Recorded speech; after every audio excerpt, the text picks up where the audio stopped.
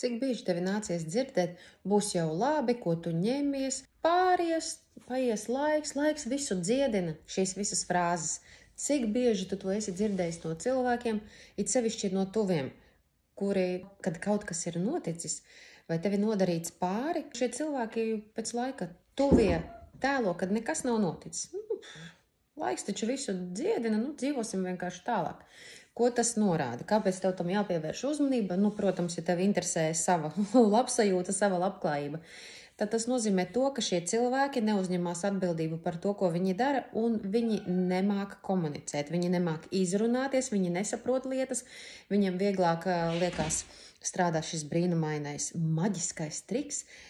Nedomāsim par to, nerunāsim par to, ignorēsim to, jo laiks taču visu dziedē. Un tad tas vienkārši pazudīs. Un kas notiek pēc kāda laika?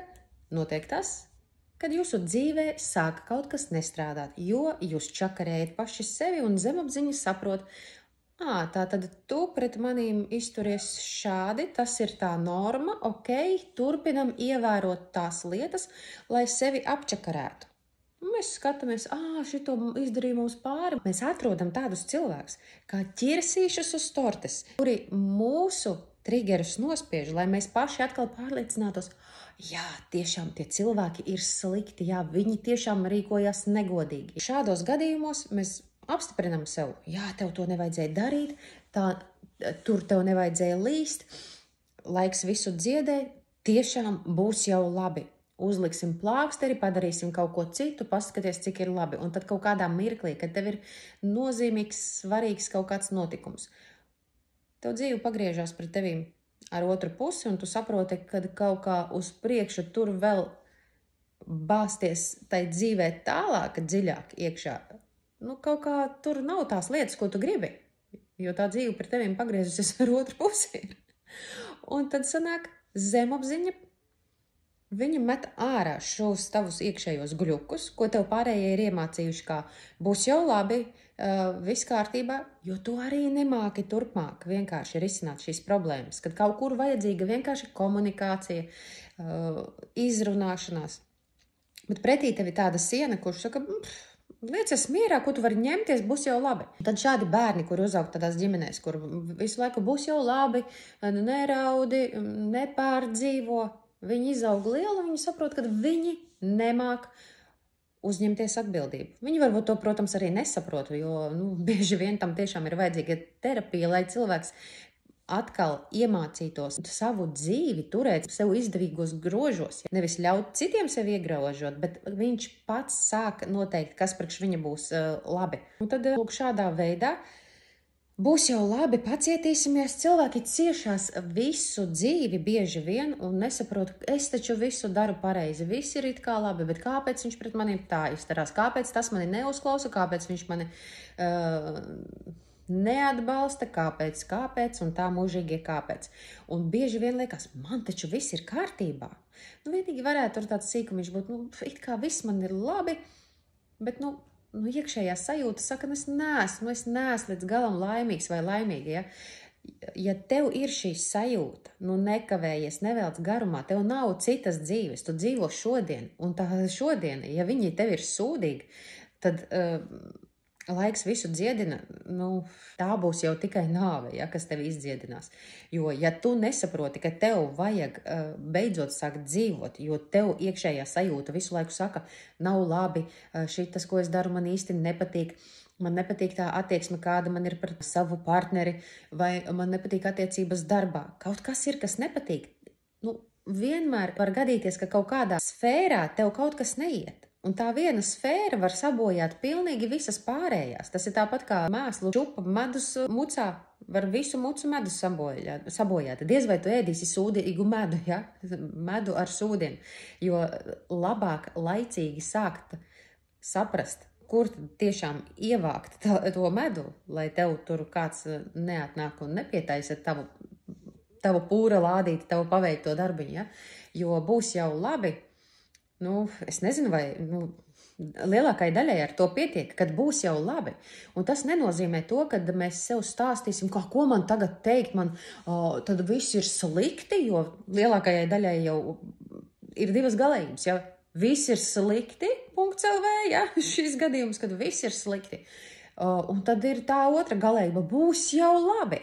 Un kāpēc? Tāpēc, ka šīs divas nometnes, viņas savā starpā nemāk vispār komunicēt.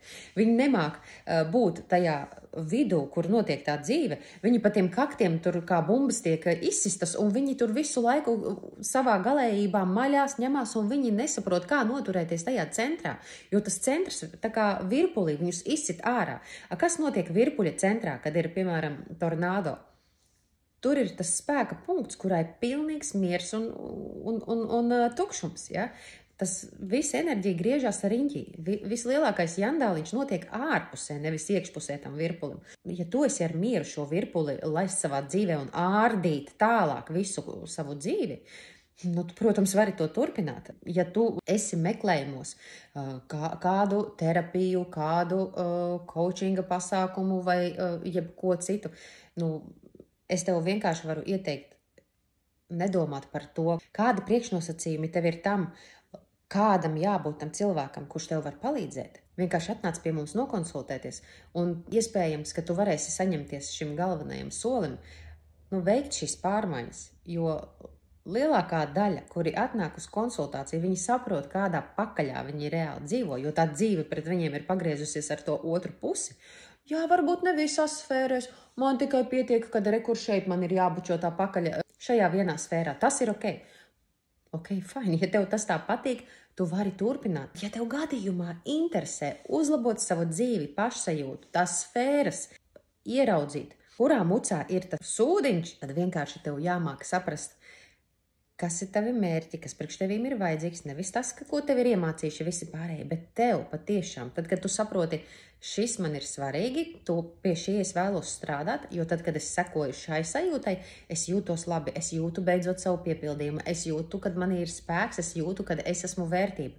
Ja tevī tā visa nav, tu vari mēģināt ticēt un meklēt un lasīt un meditēt un visu pārējo darīt, bet vienkārši ir tehnikas, kuras strādā. Tu viņas vari pārbaudīt uz savas ādas, protams, ja tev netrūkst finanses un skaidrais saprāts, ja, kad beidzot to visu varētu likt lietā, jo bieži vien liekas, man ir finanses un man ir arī ar to saprātu viss kārtībā, bet kaut kā tā dzīve tomēr griežas pret manīm ar to otru pusi. Tādā gadījumā tas nozīmē, ka tu sev stipri melo, un ja tu gribi, lai kaut kas mainās, tad uzklausi dažādus viedokļus, un nevis to, kad kāds saka, šī terapija strādā, tā terapija strādā, tev katrs gribēs pārdot savu, bet atnāc, pārliecinies. Ja šis nav veids par to, kad es tev varēšu pateikt, vienkārši nāc uz terapiju un tad sāksim strādāt. Nē.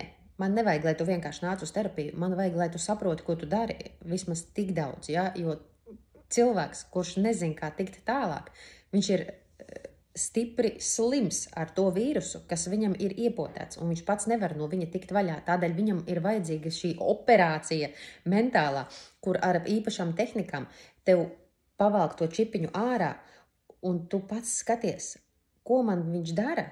Vai viņš man joprojām ir noderīgs, un man viņš ir vajadzīgs vai nav vajadzīgs. Jo lielākā daļa, tad, kad viņi sajūt, ka tagad būs man tās pārmaiņas, un tad saprot, nē, es tiešām gribu naudu, es tiešām ļoti, ļoti gribu nopelnīt, vai es gribu atrast partneri, bet tad, kad jāsāk kaut kas darīt, vai nē, es nevaru ielikt video, es nevaru aiziet uz tur labāku pozīciju, pieteikties darbā, es nevaru. Tas par kaut ko liecina. Tāpēc atnāc vienkārši pārliecināties, vai tiešām šis ir tas, kas tev nederētu. Vienkārši tu vari mēģināt arī tālāk meklēt visas pārējās iespējas un lai citi tev stāsta, kas ir jādara un kā tas strādā.